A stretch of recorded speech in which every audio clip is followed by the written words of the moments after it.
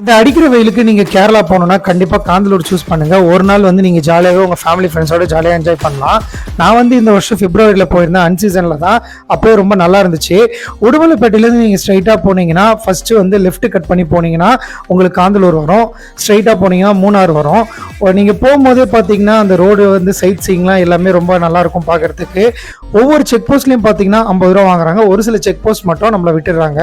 அதே மாதிரி address and details வாங்குவாங்க. இன்னொரு விஷயம் என்னன்னு பார்த்தீங்கன்னா ரோடு ரொம்பவே சிங்கிள் ரோடு தான்.